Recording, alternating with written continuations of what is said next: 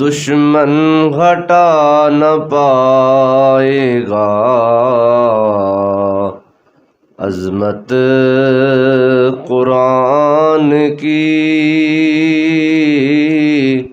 دشمن گھٹا نہ پائے گا عظمت قرآن کی، کرتا ہے حق تعالی حفاظت قرآن کی، کرتا ہے حق تعالی حفاظت قرآن کی۔ تم کو ملیں گی سارے جہاں کی محبتیں، تم کو ملیں گی سارے جہاں کی محبتیں، دل میں بسا لو اپنے محبت قرآن کی، دل میں بسا لو اپنے محبت قرآن کی۔ ہم ہیں غلام شاہ رسالت، سنو ہمیں، ہم ہیں غلام شاہ رسالت، سنو ہمیں، ہے زندگی سے زیادہ ضرورت قرآن کی، ہے زندگی سے زیادہ ضرورت قرآن کی۔ عزت نہیں ہے جس کی زمانے میں خود ہی کچھ، عزت نہیں ہے جس کی زمانے میں خود ہی کچھ، وہ کیا گھٹائے گا بھلا عزت قرآن کی، وہ کیا گھٹائے گا بھلا عزت قرآن کی۔ اے دشمنان دین سنو ذرا کان کھول کر، اے دشمنان دین سنو ذرا کان کھول کر، ہم عمر بھر کریں گے حمایت قرآن کی، ہم عمر بھر کریں گے حمایت قرآن کی۔ ہے اتنا پیارا کیا کوئی لاؤ تو ایک مثال، ہے اتنا پیارا کیا کوئی لاؤ تو ایک مثال، نیزے پہ بھی ہوئی ہے تلاوت قرآن کی، نیزے پہ بھی ہوئی ہے تلاوت قرآن کی، کرتا ہے حق تعالی حفاظت قرآن کی۔ اللہ رب العالمین کی حمد و ثنا اور حضور رحمت عالم نور مجسم احمد مجتبیٰ جناب حضرت محمد مصطفیٰ صلی اللہ علیہ وآلہ وسلم آپ کے دربار گوہر بار میں درود و سلام کا نذرانہ پیش کرنے کے بعد قابل احترام بزرگوں اور دوستوں، آج ماہ رمضان المبارک کی 25 تاریخ ہے اور آج کا جمعہ ماہ رمضان کا آخری جمعہ جمعۃ الوداع ہے۔ آہستہ آہستہ ماہ رمضان اپنی رحمتیں، برکتیں، خیراتیں تقسیم کرتا کرتا ہم سے جدا ہو رہا ہے۔ صد تحسین اور مبارکباد کے وہ لوگ ہیں جنہوں نے اس ماہ رمضان المبارک میں دن کا روزہ رکھا، رات کو قیام کیا، اللہ تعالیٰ کی بندگی اور عبادت میں اپنے آپ کو مصروف رکھا، اور اس سے بھی زیادہ خوش نصیب ہیں وہ لوگ جن کو اللہ تعالیٰ نے رمضان المبارک کے آخری عشرے میں اپنے گھر میں سنت اعتکاف کی سعادت عطا فرمائی ہے۔ اللہ تعالیٰ ہم سب کی عبادات کو اپنی بارگاہ میں قبول فرمائے اور ہم سب کے لیے بخشش اور نجات کا ذریعہ فرمائے۔ اللہ تعالیٰ نے قرآن پاک میں ارشاد فرمایا ہے کہ ہم نے قرآن پاک کو لیلۃ القدر میں نازل کیا ہے، اور یہ وہ رات ہے جو ایک رات ہزارہا مہینوں سے افضل اور بڑھ کر ہے۔ اللہ کے پیارے محبوب صلی اللہ علیہ وسلم نے اپنی امت کو اس رات کے بارے میں آگاہ فرمایا کہ اللہ تعالیٰ نے تو جش اتنا فرمایا انا انزلناہ فی لیلۃ القدر، کہ ہم نے اس کو قدر والی رات میں نازل کیا۔ تو یہ قدر والی رات کون سی رات ہے اور کب آتی ہے؟ حضور رحمت عالم صلی اللہ علیہ وسلم نے 1 سال پورا مہینہ اعتکاف کیا تھا۔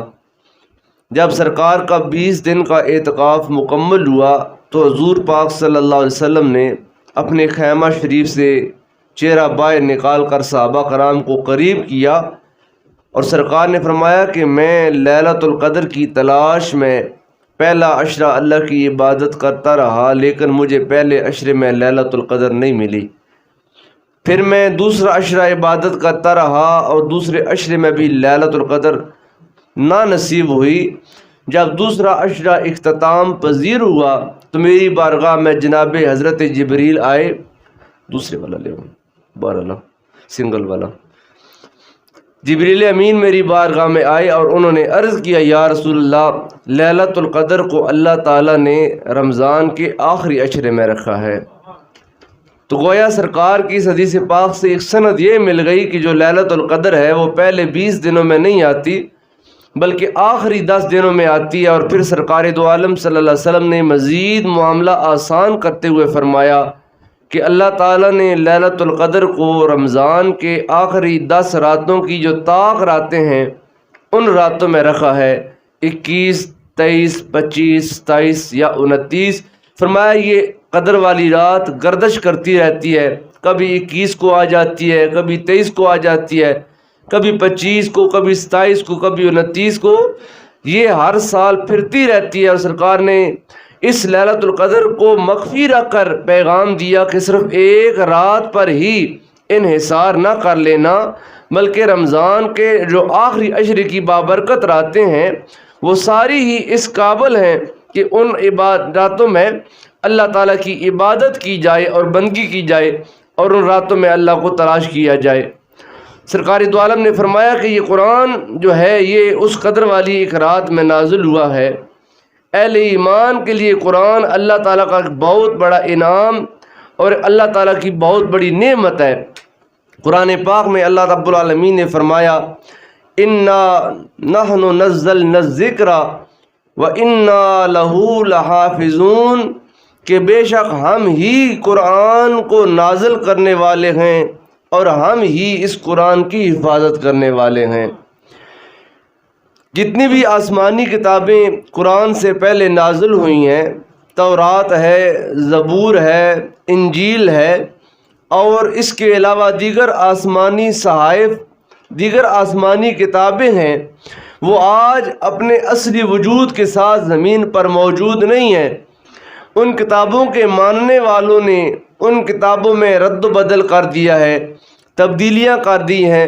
جو احکامات ان کے مزاج کے مطابق تھے ان کو چھوڑا، اور جو احکامات ان کے مزاج کے مخالف تھے ان کو انہوں نے وہاں سے ریز کر دیا، مٹا دیا، ختم کر دیا۔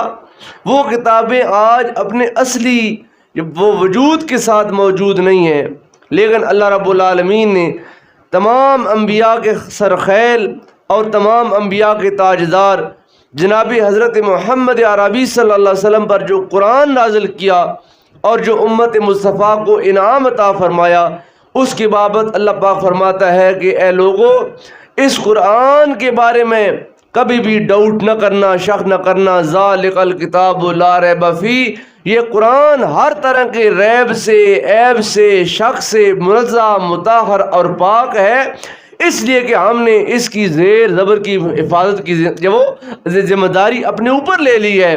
قرآن میں کوئی بندہ تغیر و تبدل نہیں کر سکتا، قرآن میں کوئی بھی بندہ تبدیلی نہیں کر سکتا۔ کیوں؟ فرمایا اس قرآن کو نازل کرنے والے ہم ہیں، وَإِنَّ لَهُ لَحَافِظُونَ، اور ہم ہی قرآن کی حفاظت کرنے والے ہیں۔ اب قرآن کی حفاظت کے کیا اسباب ہیں اور کیسے قرآن کی حفاظت کی جائے گی؟ آج کی مختصر سی گفتگو کا جو عنوان ہے وہ ہے قرآن پاک کے حقوق۔ قرآن کے اہل ایمان پر کتنے حق ہیں اور اہل ایمان کی کتنی ذمہ داریاں ہیں قرآن پاک کو لے کر۔ قرآن کے حق ہیں اور ہماری ذمہ داریاں ہیں۔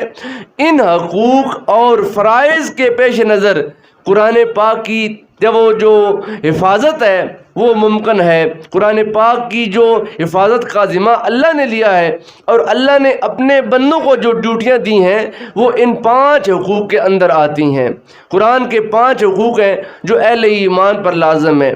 سب سے پہلا حق قرآن کا یہ ہے کہ قرآن پر ایمان بھی لایا جائے اور قرآن کی تعظیم بھی کی جائے، قرآن کا ادب بھی کیا جائے اور قرآن کو اللہ کا کلام مانا جائے۔ قرآن اللہ کا منزہ کلام ہے، پاک کلام ہے۔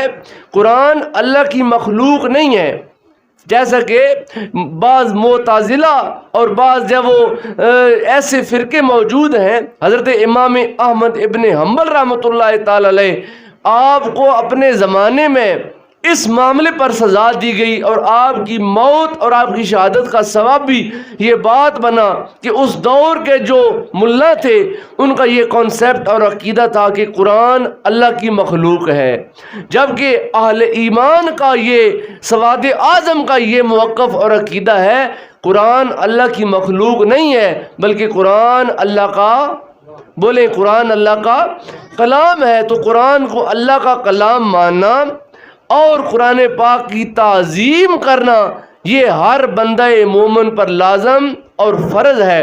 آپ قرآن پاک کو اٹھاتے ہیں، قرآن پاک کے سر ورق پر ایک آیت کریمہ لکھی ہوتی ہے۔ کون سی آیت لکھی ہوتی ہے؟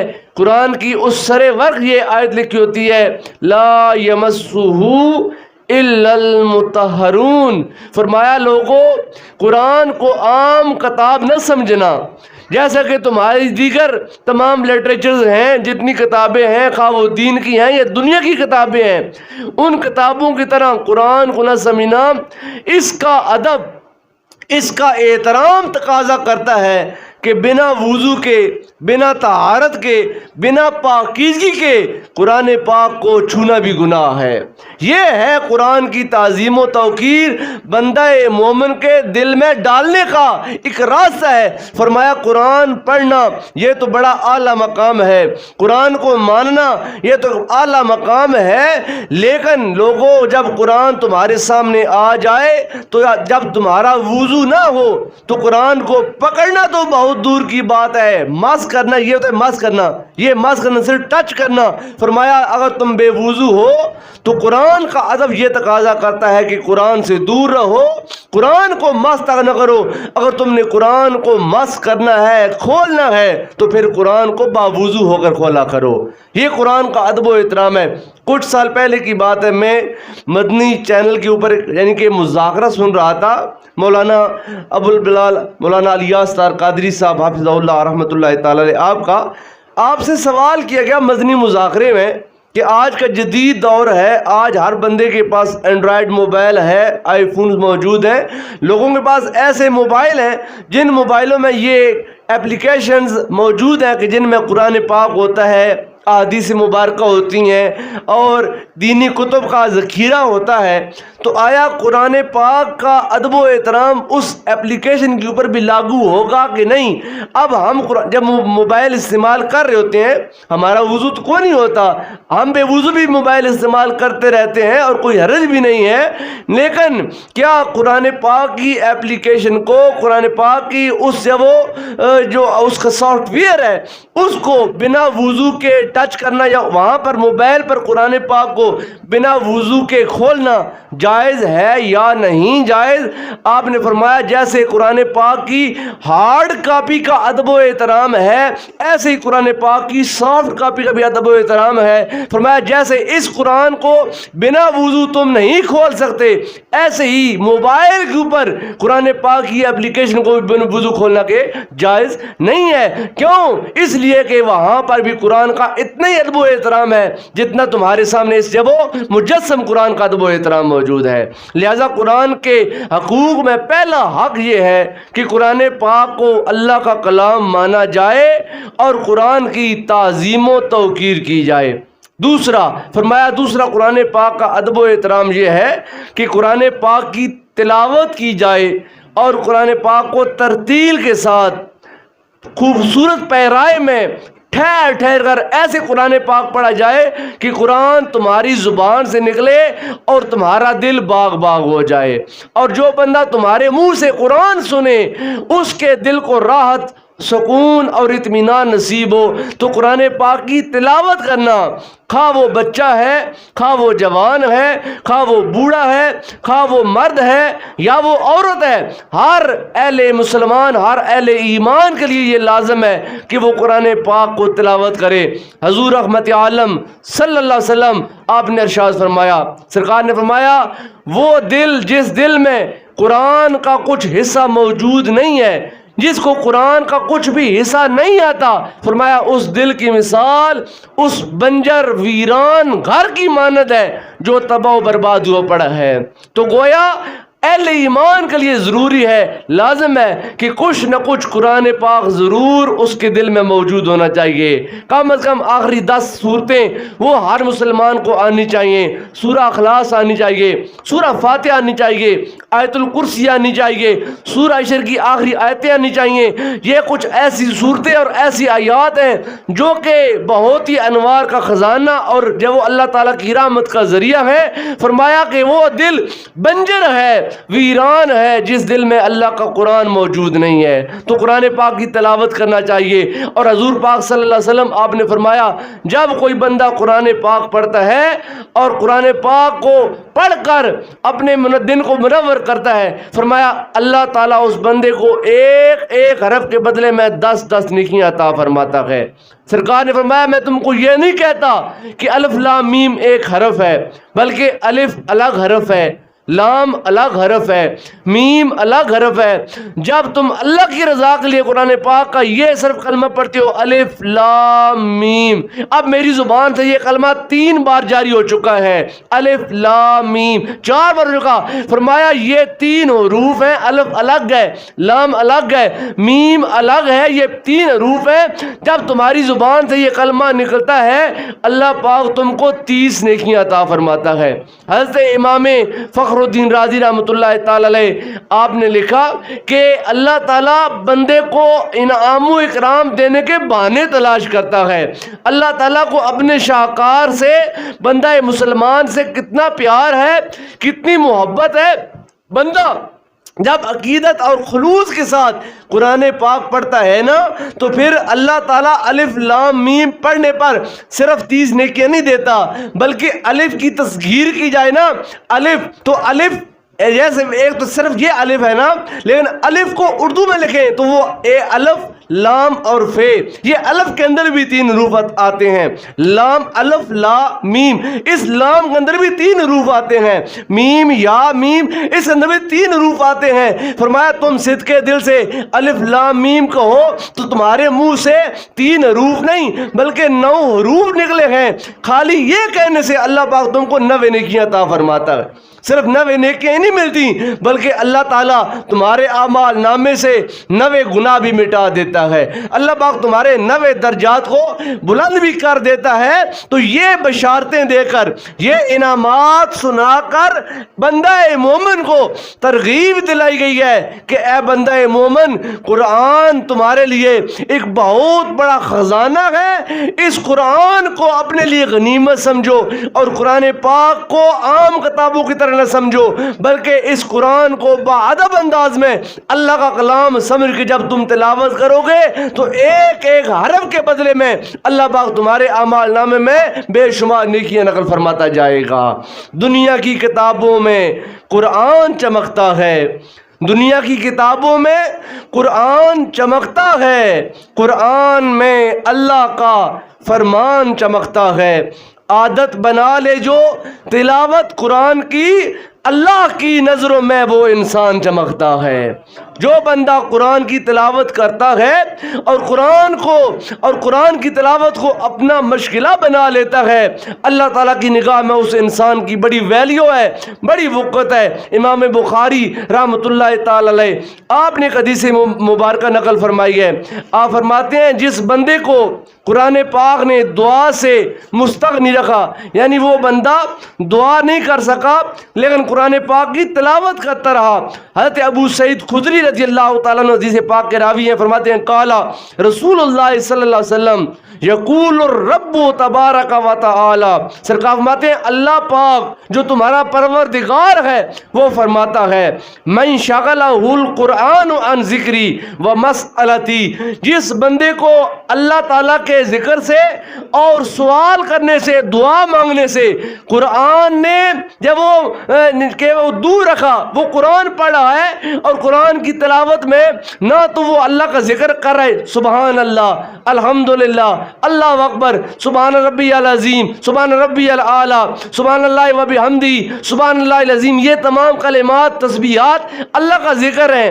ایک طرف ذکر ہو رہا ہے لیکن وہ بندہ محفل ذکر میں، ہلکے ذکر میں نہیں آ رہا بلکہ الگ بیٹھ کر قرآن پڑھا ہے۔ فرمایا جس بندے کو تلاوت قرآن نے میرے اس ذکر سے دور رکھا اور وہ قرآن پڑھتا رہا، دعا میں شامل نہ ہوا، ایک طرف دعا ہو رہی ہے، فرمایا اس بندے کو جس کو قرآن نے ان 2 کاموں سے زیادہ مشغول رکھا، فرمایا آتیتہ افضل ما اوتی السائلین، اللہ پاک جتنا ذکر کرنے والوں کو ثواب عطا کرتا ہے، جتنا دعا مانگنے والوں کو ثواب عطا کرتا ہے، فرمایا اس سے کئی گنا بڑھا کر اجر اللہ پاک اس کو عطا فرمائے گا جو قرآن پاک کی تلاوت کرنے والا ہے، جو قرآن کو پڑھنے والا ہے، قرآن سے محبت کرنے والا ہے۔ وفضل الکلام علی سائر الکلام کفضل اللہ تعالی علی خلقہ، رواہ ترمذی۔ فرمایا لوگوں سن لو، اللہ کے کلام کو باقی تمام کلاموں پر ایسے ہی فضیلت حاصل ہے جیسے خدا کو تم تمام مخلوقات پر فضیلت حاصل ہے۔ لہٰذا قرآن کو اپنے سینے کے ساتھ لگاؤ، قرآن کی تلاوت کرو، قرآن پاک کے ساتھ محبت کرو۔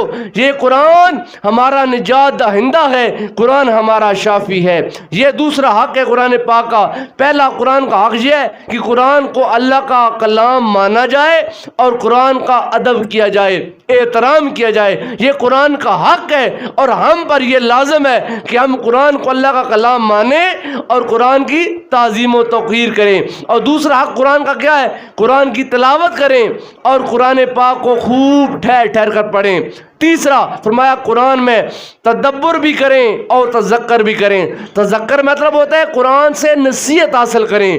جو قرآن پاک میں اللہ رب العالمین نے گزشتہ اقوام کا تذکرہ کیا ہے، پہلی قوموں کے جو احوال اللہ تعالیٰ نے بیان کیے اور ان پر جو اللہ کے عذاب نازل ہوئے، ان کو پڑھ کر ہمیں چاہیے کہ ہم اپنے اعمال کی بھی اصلاح کریں، اپنے افعال کی بھی اصلاح کریں، اپنے اقوال کی بھی اصلاح کریں اور ان واقعات واقعات کو پڑھ کر قرآن میں ہم نصیحت حاصل کریں کہ کہیں ہمارا شمار ان لوگوں میں نہ ہو جائے۔ قرآن تمہارے لیے ایک ہدایت کا پیغمبر ہے، لہٰذا قرآن کی ان تعلیمات کو خالی طوطے کی طرح پڑھ کے آگے نہ چلے جاؤ، بلکہ قرآن میں ان تمام گزشتہ اقوام کے احوال کا مطالعہ کرو، تدبر کرو، اس میں غور و فکر کرو کہ آیا میں کس راستے پر چل رہا ہوں۔ میرا راستہ ان لوگوں کے راستے کی طرح تو نہیں ہے جن پر اللہ تعالیٰ نے اپنے عذاب نازل کیے، یا میرا راستہ وہ راستہ ہے جن پر اللہ تعالیٰ کا انعام و اکرام ہوا ہے۔ تو قرآن کو سمجھنا یہ قرآن کے حق میں آتا ہے، اور امت مصطفیٰ پر لازم ہے کہ وہ قرآن کو خوب سمجھ کر قرآن کا ترجمہ پڑھیں، قرآن کی تفسیر پڑھیں، قرآن کی وضاحت علماء کرام سے پوچھیں۔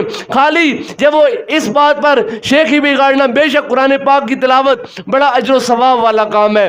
آپ رمضان میں 1 قرآن ختم کرتے ہیں، 2 قرآن ختم کرتے ہیں، 3 قرآن ختم کرتے ہیں، آپ 10 قرآن ختم کر لیں، لیکن اگر آپ رمضان میں 1 پارہ ترجمے کے ساتھ پڑھ لیں اور قرآن میں اس کے اندر جو بیان ہوا اس کی تفسیر پڑھ لیں، تو شاید تم کو اللہ پاک اس سے کہیں زیادہ ثواب عطا فرمائے گا جو رمضان میں 2 یا 3 قرآن پاک کی تکمیل کر لیتا ہے۔ قرآن پاک کا حق ہے قرآن پاک کو تدبر کے ساتھ، تفکر کے ساتھ، خوب غور اور فکر کے ساتھ تلاوت کیا جائے، قرآن پاک کو پڑھ کے اپنے سینوں کو روشن کیا جائے۔ چوتھا، قرآن پاک کا حق کیا ہے؟ حکم و اقامت، یعنی قرآن پر عمل کیا جائے۔ قرآن پاک کی تعلیمات ہم اہل ایمان کے لیے ہیں۔ قرآن پاک اللہ کا ایک میسج، ایک پیغام ہے جس پر ہم نے اپنے آپ کو لانا ہے۔ قرآن کہتا ہے اقیموا الصلاۃ، اے اہل ایمان نماز قائم کرو، یہ پیغام امت کے لیے ہے۔ اب امت پر لازم ہے کہ وہ نماز قائم کریں۔ اللہ فرماتا ہے وآتوا الزکوٰۃ، زکوٰۃ ادا کرو۔ اب ہم مالدار ہیں، ہم کو زکوٰۃ دینی ہے، اللہ کا حکم ہے۔ قرآن پاک کہتا ہے لا تقربوا الزنا انہ کان فاحشۃ وساء، فرمایا یہ جب زنا سے، بدکاری سے دور رہو کیونکہ یہ برا اور برائی کا راستہ ہے۔ تو اب امت پر لازم ہے اس چیز سے دور رہے۔ قرآن کہتا ہے یتیم کا مال نہ کھاؤ، جو یتیم کا مال کھاتا ہے اپنے پیٹ کو جہنم کی آگ سے بھرتا ہے۔ اب ہم پر لازم ہے کہ ہم یتیموں کے مال سے اپنے ہاتھ کو روک لیں۔ قرآن کہتا ہے مسجدوں کو پاک اور صاف رکھو عبادت کرنے والوں کے لیے۔ اب ہم پر لازم ہے ہم اللہ تعالیٰ کے گھروں کی تعظیم و توقیر کریں۔ تو قرآن الحمد کے الف سے لے کر والناس کی سین تک یہ سارے کا سارا ہمارے لیے ایک ایسا پیغام ہے جس پر ہم کو عمل کرنا ہے، اور جب ہم قرآن پر عمل کریں گے تب ہمارے احوال بھی بدلیں گے، تب انقلاب بھی آئے گا، تب تبدیلی آئے گی، اور تب اللہ تعالیٰ کی ہم پر نظر کرم ہوگی۔ اور آخری جو قرآن کا حق ہے وہ کیا ہے؟ تبلیغ و تبیین۔ قرآن پاک کو خالی خود ہی نہیں پڑھنا بلکہ قرآن کا نور آگے پہنچانا ہے۔ خیرکم من تعلم القرآن وعلمہ، تم میں بہترین انسان وہ ہے جو خود بھی قرآن پڑھتا ہے اور لوگوں کو قرآن پڑھاتا ہے۔ تم میں سب سے زیادہ اللہ کے نزدیک عزت والا بندہ وہ ہے جو قرآن کو اپنے سینے میں محفوظ کرتا ہے اور اپنے پاس بیٹھنے والوں کے لیے قرآن کے راستے آسان کرتا ہے۔ لیکن آج کے اس پرفتن دور میں ہم اس نعمت عظمی سے کتنے دور جا چکے ہیں۔ نہ ہم نے خود قرآن پاک پڑھا، نہ ہم نے اس نور کو اپنی نسلوں تک کنورٹ کیا، منتقل کیا۔ آج میرے سمیت ہر بندہ دنیاوی علوم، عصری علوم کا رسیا ہے۔ ہر بندہ چاہتا ہے میں عصری علوم میں مہارت تام حاصل کر جاؤں، میری اولاد عصری علوم میں آگے سے آگے چلے جائے، لیکن قرآن آج ہم سے فریاد کر رہا ہے۔ قرآن کہتا ہے لوگو تمہاری نجات کا نجات دہندہ میں ہوں، کل قیامت والے دن تمہارا شافی، شفاعت کرنے والا اور تمہاری آنکھ میں سفارش کرنے والا میں ہوں، مجھے پیٹھ پھیر کر کہاں جا رہے ہو؟ قرآن کہتا ہے تاکوں میں سجایا جاتا ہوں، آنکھوں سے لگایا جاتا ہوں۔ اب مسلمانوں کا قرآن کے ساتھ بیہیویئر کیا ہے؟ قرآن کہتا ہے میرا حال کیا ہو چکا ہے؟ طاقوں میں سجایا جاتا ہوں، آنکھوں سے لگایا جاتا ہوں، تعویذ بنایا جاتا ہوں، دو دو کے پلایا جاتا ہوں۔ میں اس کام کے لیے تو نہیں آیا تھا، میں تو تمہاری زندگی میں انقلاب لانے کے لیے آیا تھا۔ میں تو تم کو جب وہ اس زمین کی پستی سے اٹھا کر آسمان کی بلندیوں تک لے کر جانے کے لیے آیا تھا، لیکن تم نے جس مقصد کے لیے قرآن آیا تھا اس مقصد کو چھوڑ دیا۔ اقبال کہتا ہے قرآن تو زندگی دینے کے لیے آیا تھا، لیکن جب ہمارا بابا نہ مر رہا ہو، اس کی سانس اٹک گئی ہو اور وہ حیات اور ممات کے درمیان ہو، ہم کہتے ہیں مولوی صاحب ذرا آئیے بابے کے پاس بیٹھ کر سورہ یاسین پڑھیں تاکہ اس کی جو حالت نزاع ہے وہ آسان ہو جائے، اس پر موت آسانی سے آ جائے۔ اقبال کہتا ہے واہ مسلمان، قرآن آیا تھا تمہارے بنجر دل کو آباد کرنے کے لیے، قرآن آیا تھا تمہارے مردہ دل کو زندہ کرنے کے لیے، لیکن تم زندہ کو موت دینے کے لیے قرآن کا استعمال کر رہے ہو۔ کاش کہ تم اپنے بنجر اور مردہ دل کو زندہ کرنے کے لیے قرآن کو پکڑتے، قرآن کو سینے سے لگاتے، اللہ تمہارے اس بنجر دل کو آباد کر دیتا اور تمہارے دل پر پھر اللہ تعالیٰ کے انوار کی بارش نازل ہونا شروع ہو جاتی۔ تو قرآن فریاد کرتا ہے، قرآن کہتا ہے لوگو میرا حال کیا ہے، طاقوں میں سجایا جاتا ہوں، آنکھوں سے لگایا جاتا ہوں، تعویذ بنایا جاتا ہوں، دو دو کے پلایا جاتا ہوں، جزدان حریر و ریشم کے۔ جزدان کہتے ہیں یہ جو قرآن کا لحاف ہوتا ہے اوپر جو ہم جب وہ چولی وغیرہ لحاف وغیرہ کپڑے کا چڑھاتے ہیں، قرآن کہتا ہے دیکھیں مسلمانوں کا حال کہ میرا کتنا ادب کر رہے ہیں۔ جزدان حریر و ریشم کے اور پھول ستارے چاندی کے، پھر عطر کی بارش ہوتی ہے، خوشبو میں بسایا جاتا ہوں۔ جس طرح سے طوطا مینا کو کچھ بول سکھائے جاتے ہیں، اس طرح پڑھایا جاتا ہوں، اس طرح سکھایا جاتا ہوں۔ جب قول و قسم لینے کے لیے تکرار کی نوبت آتی ہے، سو دے تو اللہ تعالیٰ دی تو اے کام نہیں کیتا، قسم چاہ تو اللہ تعالیٰ دی تو اے کام نہیں کیتا۔ قرآن کہتا ہے جب قول و قسم لینے کے لیے تکرار کی نوبت آتی ہے، پھر میری ضرورت پڑتی ہے، ہاتھوں پہ اٹھایا جاتا ہوں۔ دل سوز سے خالی رہتے ہیں، قرآن پڑھتے ہیں، قرآن سنتے ہیں، لیکن قرآن ہمارے دل پر اثر نہیں کرنا، ہمارے دل پھر بھی مردہ کے مردہ ہی ہیں۔ ہونا تو یہ چاہیے تھا، قرآن پاک میں سورہ انفال میں اللہ نے فرمایا اہل ایمان کی شناخت اور پہچان یہ ہے جب ان کے سامنے قرآن پڑھا جاتا ہے تو ان کے ایمان میں اضافہ ہوتا ہے، ان کو آخرت یاد آتی ہے، ان کی آنکھیں اللہ کے قرآن کے نور کو سن کر برسنا شروع کر دیتی ہیں۔ لیکن آج ہم نے پورا قرآن رمضان میں سن بھی لیا، لیکن دل پتھر کا پتھر ہی ہے۔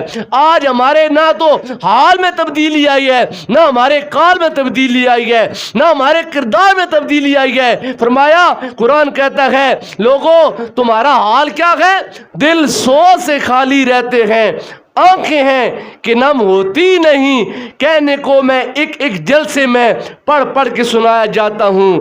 نیکی پہ بدی کا غلبہ ہے۔ آج کے اس پرفتن دور میں نیکی پہ بدی کا غلبہ ہے، سچائی سے بڑھ کر دھوکہ ہے۔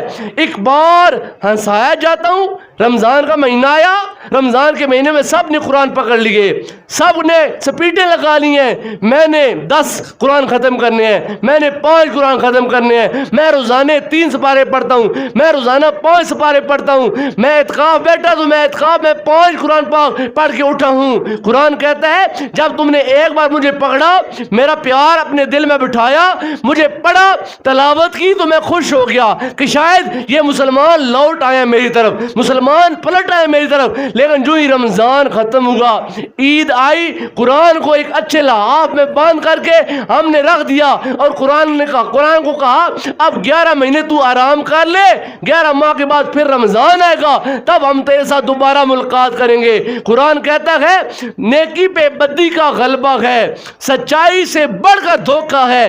ایک بار ہنسایا جاتا ہوں 100 بار رلایا جاتا ہوں. ایک بار رمضان میں تمہیں ہنسا, خوش ہو گیا, مسکرا پڑا کہ مسلمانوں نے مجھے پڑھنا شروع کر دیا ہے, میری تلاوت شروع ہو گئی ہے. لیکن ایک بار ہنسا کر پھر بار بار مجھے رلایا بھی کیا ہے. محرم آیا قرآن نہیں پڑھا, سفر آیا قرآن نہیں پڑھا, ربیع الاول آیا قرآن نہیں پڑھا. ہم 11ویں 12ویں کے چکر سے باہر آتے نہیں ہیں, قرآن ہمارا انتظار کرتا رہتا ہے. ایک بار ہنسایا جاتا ہوں 100 بار رلایا جاتا ہوں. وہ مجھ سے عقیدت کے دعوے, قانون پہ راضی غیروں کے. قرآن تو ایک قانون کی کتاب ہے. قرآن کو پڑھ کر اہل ایمان اپنے فیصلے کرتے ہیں.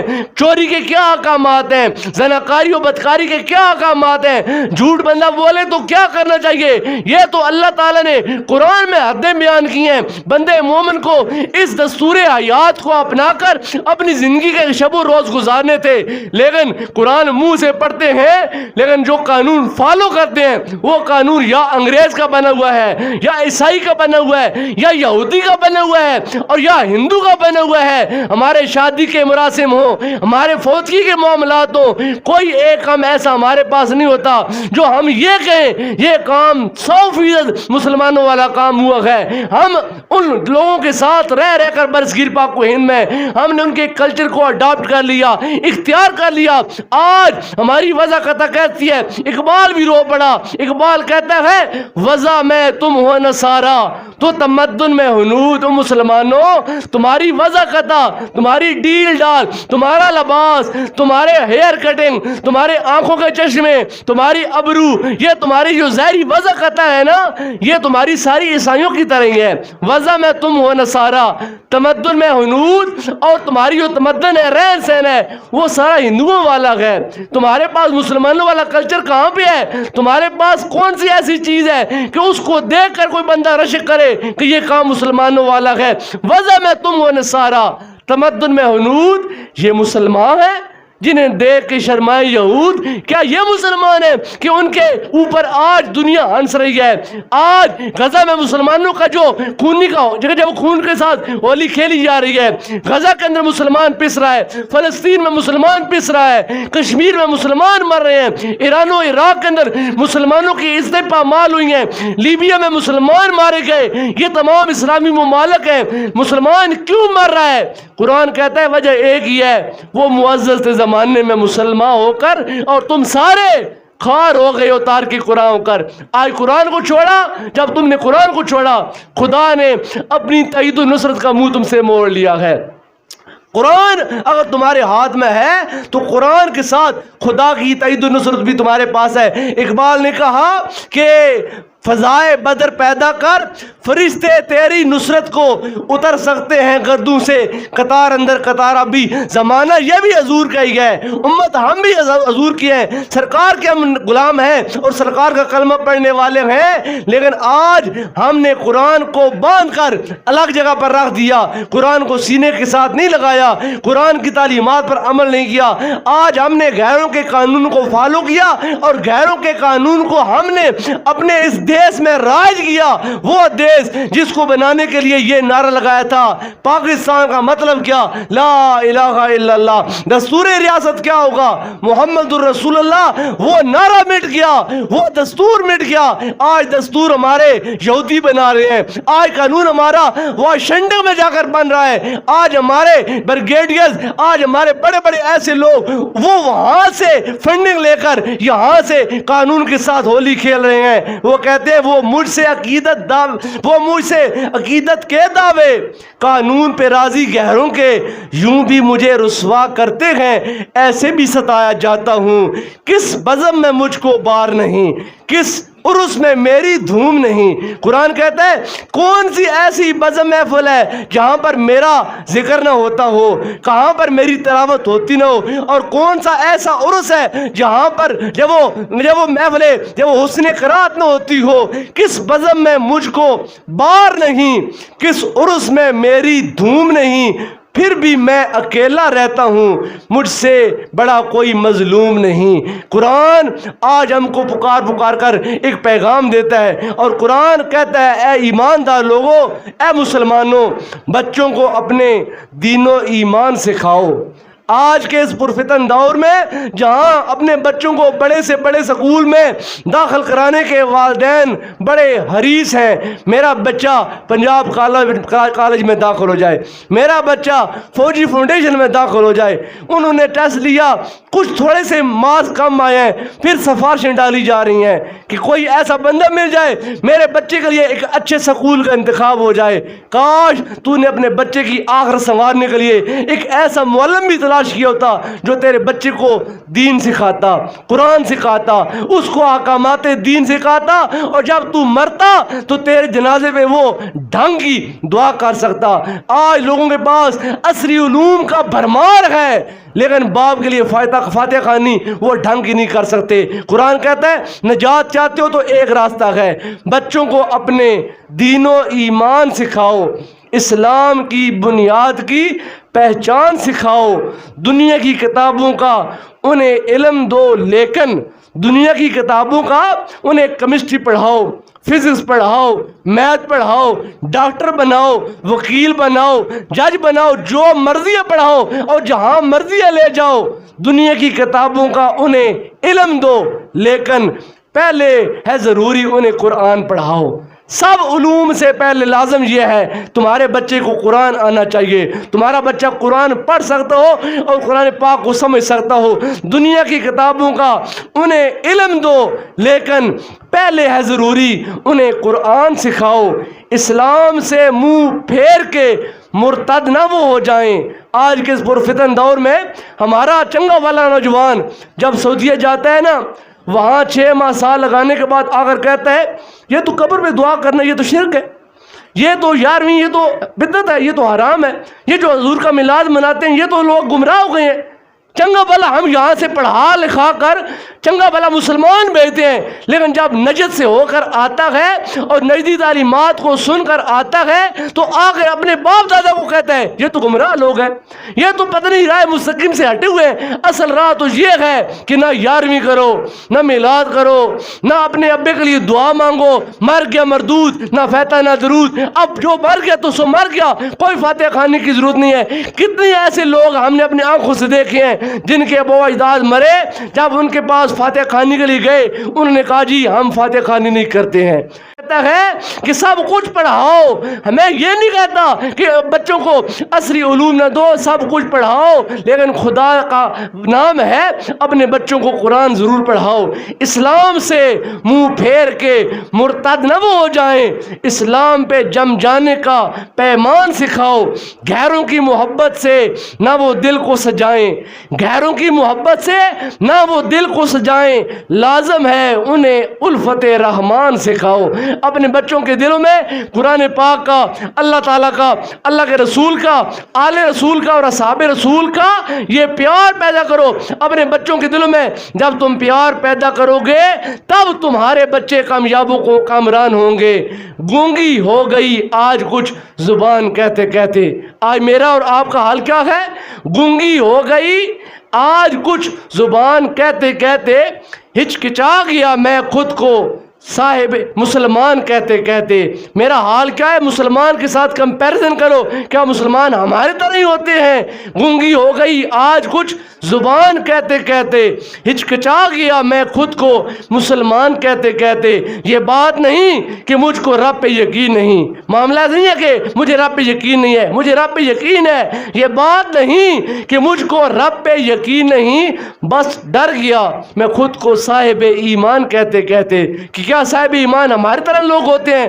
توفیق نہ ہوئی مجھ کو ایک وقت کی نماز، توفیق نہ ہوئی۔ اب رمضان کا مہینہ، کتنے بدبخت ایسے لوگ بھی ہیں جنہوں نے پورے رمضان میں 5 وقت کی نماز ایک دن کی باجماعت ادا نہیں کی ہے۔ رمضان کا مہینہ آیا، نہ روزے رکھے، نہ تراویح پڑھی، سارا دن گلیوں میں یہ وہ ہینگ رہے ہیں، کبھی ادھر بھاگ رہے ہیں، کبھی ادھر بھاگ رہے ہیں، موبائلوں پہ لگے ہوئے ہیں، کیا کیا خرافات کر رہے ہیں۔ اس سے بڑھ کر بدبخت انسان کون ہے جس کی زندگی میں رمضان آیا، اس کی زندگی میں قرآن نہیں آیا، اس کی زندگی میں نماز نہیں آئی، اس کی زندگی میں نماز بھی نہیں آئی، اس کی زندگی میں قیام اللیل نہیں آیا۔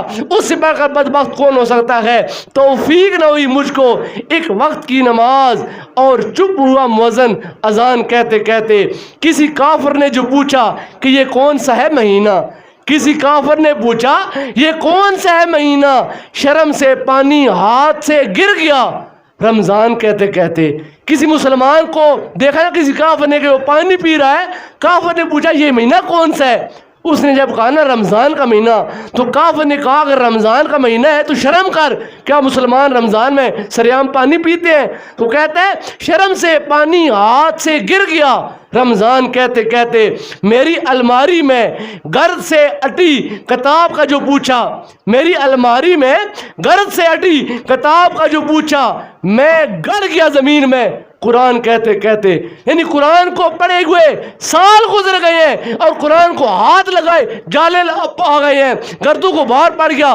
جالے ہونا اس بات کی نشانی ہے کہ صاحب کتاب کا کتاب سے رابطہ کوئی نہیں ہے۔ جس کی یہ الماری ہے اس نے کبھی کتاب کو ہاتھ تک نہیں لگایا، بس ڈیکوریشن پیس لگا دیا ہے کہ ہمارے پاس اتنی کتابیں ہیں، لیکن کتابیں ڈیکوریشن کے لیے نہیں آئی ہیں بلکہ کتابیں پڑھنے کے لیے ہوتی ہیں، قرآن پڑھنے کے لیے ہوتا ہے۔ میری الماری میں گرد سے اٹی کتاب کے بارے میں جو پوچھا میں گڑ گیا زمین میں قرآن کہتے کہتے۔ یہ سن کے چپ سادھ لی اقبال، اس نے یہ سن کے یہ سارا معاملہ سن کے چپ سادھ لی اقبال، اس نے یوں لگا جیسے رک گیا وہ مجھے حیوان کہتے کہتے۔ تو انسان ہے یا حیوان ہے؟ مسلمان ہو کر تیرا کردار اتنا گندا ہے کہ تیری زندگی میں رمضان ہے قرآن کوئی نہیں، تیری زندگی میں رمضان ہے تراویح کوئی نہیں، تیری زندگی میں رمضان ہے رمضان کا ادب کوئی نہیں، تیری زندگی میں رمضان ہے لیکن تیری زندگی میں 5 وقت کی نماز کوئی نہیں۔ کیا تو انسان ہے یا حیوان ہے؟ تو اس سے تو بہتر پھر حیوان ہے کہ جو کم از کم اللہ تعالیٰ کا رزق کھا کر ہنا کر اللہ کا ذکر کر لیتے ہیں۔ میرے پیارے بھائیوں، بزرگوں اور دوستوں، یہ رمضان کی آخری گھڑیاں ہیں۔ رمضان بس مہینے کے آخری ایام تک آ چکا ہے اور یہ مہمان جلد ہی رخصت ہونے والا ہے۔ اگر تمہارا مہینہ غفلت میں گزرا ہے، خدا را ان چند دنوں کا ادب کر لو، حیا کر لو، احترام کر لو، آخری دنوں میں آ جاؤ اور آخری دنوں میں آ کر اپنے اللہ کو راضی کرنے کے لیے 2 آنسو بہا لو، اللہ معاف کر دے گا انشاءاللہ تعالی۔ کل 27ویں رات آ رہی ہے، آج جن کے 25واں روزہ ہے، کل 26واں روزہ ہوگا اور رات 27ویں ہوگی انشاءاللہ تعالی۔ ہماری مسجد میں قرآن پاک کی تلاوت کی تکمیل کل رات کو ہو رہی ہے اور ہمارا ارادہ یہ ہے کہ ہم قرآن پاک کو خوب طریقے سے خراج عقیدت پیش کریں، قرآن پاک کا ادب کرنے کا حق ادا کریں۔ تمام بھائیوں سے، بزرگوں سے، دوستوں سے اور جن کی نیند پوری نہیں ہوتی ان سے بھی گزارش کروں گا کہ ایک دن کی نیند کی قربانی ہمارے لیے دے لیں۔ کل رات کو ضرور بھی ضرور، آج رات کی دعوت ہے یہ کہ آپ نے آنا ہی ہوگا نماز تراویح، لیکن کل ہمارا انشاءاللہ جب وہ تکمیل تلاوت قرآن نماز تراویح میں ہو رہی ہے اور نماز تراویح کے بعد مختصر سی محفل ہوگی، ہم اپنے حفاظ کرام کو ادب و احترام کے ساتھ قرآن کے اعزاز کے ساتھ نوازیں گے، ان کے ساتھ محبت کا اظہار کریں گے اور اس کے بعد انشاءاللہ تعالی آپ پر ایک اور بھی پہاڑ گرانا ہے۔ کل انشاءاللہ تعالی نماز تراویح کے بعد قیام اللیل ہوگا، چونکہ کل کی جو رات ہے نا لیلۃ القدر کی رات ہے، اس رات میں قرآن نازل ہوا تھا۔ کیا ہوا تھا؟ قرآن نازل ہوا تھا، تو کل کی رات قرآن کے نام ہے۔ کل انشاءاللہ تعالیٰ 3-4 حفاظ کرام کو ہم نے حاضر کیا، 2 تو ہمارے اپنے حفاظ ہیں، 2 باہر سے انشاءاللہ حفاظ کو ہم نے بلایا ہے۔ وہ قیام اللیل میں 2 رکعت نماز نفل پڑھیں گے، بس 2 رکعتیں مختصر، ہر رکعت میں 8 پارہ پڑھیں گے انشاءاللہ تعالیٰ۔ 2 رکعت نماز پڑھیں گے اور 2 رکعتوں میں وہ 8 پارہ قرآن کی تلاوت کریں گے۔ ہر ایک نے آنا ہے، میں ریکویسٹ نہیں کر رہا، اگر آپ مجھ کو اپنا امام سمجھتے ہیں تو حدیث پاک سن لیں۔ حضور نے فرمایا جعل الامام لیؤتم بہ، امام کیوں بنایا جاتا ہے؟ ہم تو امام کو اپنا 12واں کمی سمجھتے ہیں نا، مولوی صاحب ری سنتان کی توا انہاں روزانہ سنگا لائے وا، ہمارا تو یہ ہوتا ہے نا جہاں بیٹھنا مولوی کے گلے، جہاں بیٹھنا مولوی کی برائیاں بیان کرنی ہے۔ حضور فرماتے ہیں امام اس لیے نہیں کہ تم اس کی گلے کرو، امام اس لیے نہیں کہ میں تمہارا دشمن نہیں ہوں، میں تمہارا حریص ہوں۔ کیوں؟ اس یہ جو گاؤں ہے نا نتھیاں، اس گاؤں کا عند اللہ میں جواب دہ ہوں، کل قیامت والے دن مجھ سے تمہارے بارے میں پوچھا جانا ہے۔ تو میں اگر تم مجھ کو امام سمجھتے ہو کہ یہ ہمارا امام ہے، حضور فرماتے ہیں امام اس لیے بنایا جاتا ہے تاکہ اس کی بات کو مانا جائے، لیؤتم بہ، اس کی پیروی کی جائے۔ تو میں آپ کو عرض کر رہا ہوں، اس کو عرض سمجھیں، ریکویسٹ سمجھیں یا حکم سمجھیں، کل آپ نے ضرور آنا ہے، ہم کو یہ مسجد بھری ہوئی ملنی چاہیے۔ ہم نے آپ کا پیغام خالی نتھیاں تک نہیں بلکہ دنیا کے کونے کونے تک پہنچانا ہے کہ اہل نتھیاں قرآن سے بھی محبت کرنے والے ہیں، رحمان سے بھی محبت کرنے والے ہیں، اور اللہ کے پیارے محبوب جناب محمد مصطفیٰ سے محبت کرنے والے ہیں۔ آئیں گے نا سارے لوگ انشاءاللہ تعالیٰ؟ کل رات کو تکمیل تلاوت قرآن ہو رہی ہے، لیلۃ القدر کی بابرکت رات ہے، نماز تسبیح کا بھی اہتمام ہوگا، قیام اللیل بھی ہوگا، نماز تراویح بھی ہوگی، محفل ذکر بھی ہوگی، اور جو کچھ نیک اعمال ہم سے ہو سکے ہم کریں گے۔ اور یہ سب کام ہم اس لیے کرتے ہیں کہ آپ کو ایک ایسا پیارا ماحول پرووائڈ کریں جس ماحول میں رہ کر آپ اللہ تعالیٰ کو جلدی راضی کر سکیں۔ اللہ تعالیٰ مجھے اور آپ سب کو عمل کی توفیق عطا فرمائے، آمین بجاہ نبی الامین، وآخر دعوانا ان الحمد للہ رب العالمین۔